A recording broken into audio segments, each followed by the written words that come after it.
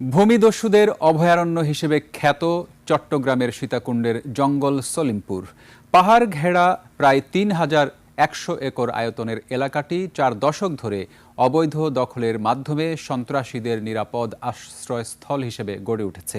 সবশেষ সোমবার অস্ত্র উদ্ধার অভিযানে গিয়ে সন্ত্রাসীদের হাতে নির্মমভাবে প্রাণ হারাতে হয় র্যাবের উপসহকারী পরিচালক মোতালেব হোসেন ভূঁইয়াকে।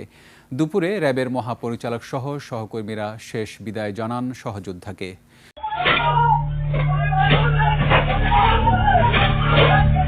চট্টগ্রামের সীতাকুণ্ডের জঙ্গল সলিমপুরে অস্ত্র উদ্ধার অভিযানে গেলে র্যাবের ওপর অতর্কিত হামলা চালায় সেখানে থাকা সন্ত্রাসীরা। এতে এক র্যাব কর্মকর্তা নিহত ও ৩ জন গুরুতর আহত হয়েছেন। নিহত কর্মকর্তার নাম আব্দুল মোতালেব। তিনি র্যাব ৭-এর উপসহকারী পরিচালক হিসেবে কর্মরত ছিলেন।